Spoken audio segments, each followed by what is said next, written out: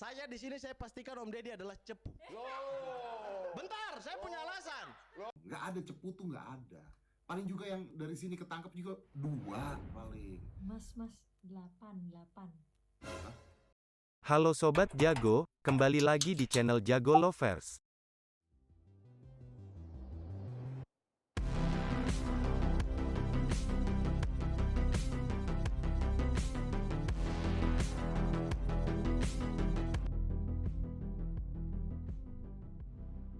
Penangkapan Dea OnlyFans menambahkan daftar panjang tamu podcast Deddy Corbuzier yang ditangkap oleh polisi.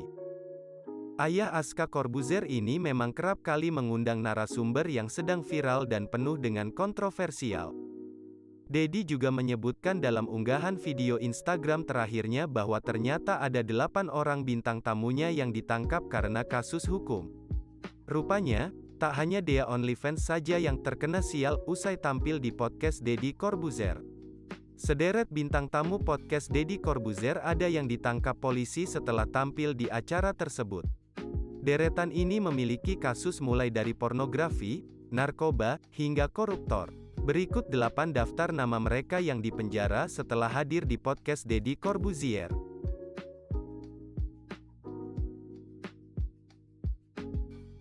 Diawali oleh Juliari Batubara, pria yang merupakan mantan Menteri Sosial itu merupakan salah satu menteri yang pernah diundang di acara podcast Deddy Corbuzier. Juliari Batubara hadir sebagai bintang tamu di episode podcast Deddy yang berjudul Indonesia dan COVID-19. Menteri Sosial Juliari Batubara pada tahun 2020 lalu. Baru beberapa bulan setelah diundang ke acara tersebut, nama Juliari Batubara ditetapkan KPK sebagai tersangka kasus korupsi dana bansos COVID-19 pada Desember 2020. Dirinya divonis 12 tahun penjara serta denda sebesar 500 juta rupiah subsidi kurungan 6 bulan. Hukuman tersebut terhitung ringan, pasalnya pemerintah sempat ingin memberikan hukuman seumur hidup. Dari politisi, beralih ke selebriti. Kali ini, ada mantan vokalis Drive, Anji, yang juga harus meringkuk di penjara setelah membintangi podcast mantan pesulap tenar tanah air itu pada Juni 2021 lalu. Anji sempat menjadi bintang tamu di acara podcast Deddy Corbuzier. Pelantun tembang bersama bintang itu juga pernah tampil di channel YouTube Deddy pada 2020 sebelum terlibat kasus narkoba. Menurut pengakuannya, Anji menggunakan narkotika jenis ganja itu sebagai alat untuk relaksasi dan pelecut agar bisa lebih semangat dan produktif dalam bermusik. Anji sendiri kini sudah bebas karena dirinya hanya direhabilitasi selama 4 bulan saja di RSKO Cibubur. Selanjutnya ada nama Coki Pardede. Sudah menjadi rahasia umum kalau kehidupan komika yang satu ini kerap dibumbui dengan berbagai macam kontroversi. Tak heran, pada September 2021 lalu, namanya tersandung kasus penyalahgunaan narkoba jenis sabu. Dari tangan Coki Pardede, polisi berhasil mengamankan barang bukti narkoba jenis sabu seberat 0,3 gram.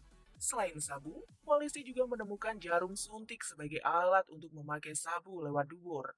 Akibat kasus tersebut, kini Coki harus menjalani rehabilitasi di rumah sakit yang sama dengan Anji sebelumnya.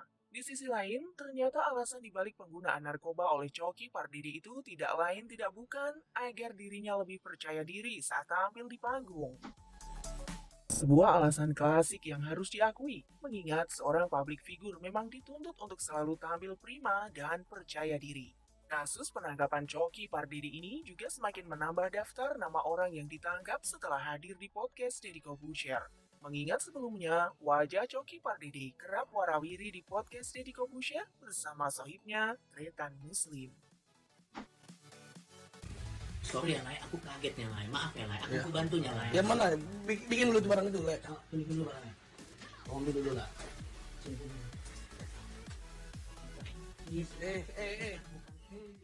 Nama mantan Menteri Kelautan dan Perikanan Edi Prabowo menjadi headline di beberapa media. Pasalnya, pria yang merupakan suami dari Iis Rosyati Dewi itu terjerat kasus suap terkait izin ekspor benih lobster.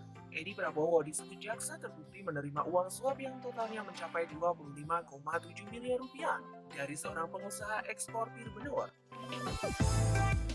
Karena kasus tersebut membuat Edi Prabowo harus mendekam di penjara. Pada awalnya, dia divonis 9 tahun penjara oleh Majelis Hakim Pengadilan Tinggi PT Jakarta. Namun oleh Mahkamah Agung MA dipangkas menjadi 5 tahun. Menariknya, sama dengan mantan Menteri Sosial Juliari Batubara, Edi Prabowo juga ditangkap setelah tak lama menjadi bintang tamu di podcast Deddy Corbuzier. Mantan Menteri KKP itu tampil dalam video podcast Deddy Corbuzier yang berjudul Edi Prabowo Deddy Corbuzier Podcast yang diupload pada tahun 2020.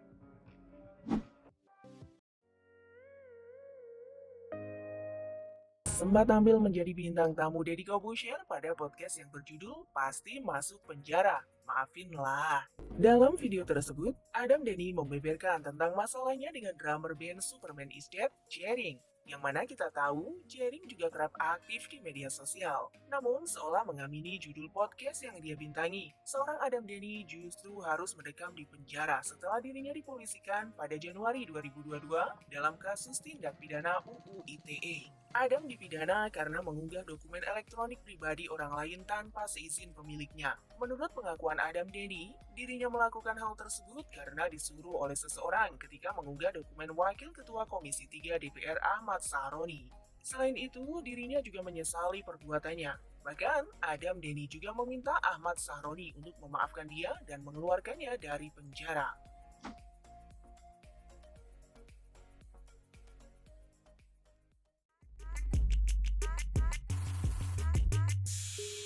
Nama Indra Kents yang sempat membintangi podcast Deddy Corbuzier kini telah ditetapkan sebagai tersangka atas tindak pidana penipuan dan pencucian uang. Influencer yang satu ini terbukti menjadi afiliator aplikasi trading binary option Binomo, yang mana merupakan aplikasi trading yang ilegal di Indonesia, di mana dirinya disebut-sebut membuat banyak orang merugi hingga puluhan miliar rupiah.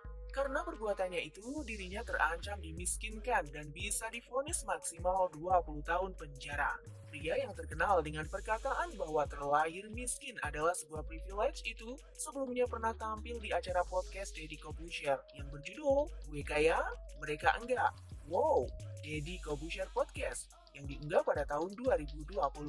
Apakah ini hanya sebuah kebetulan atau ada sesuatu di balik ini semua?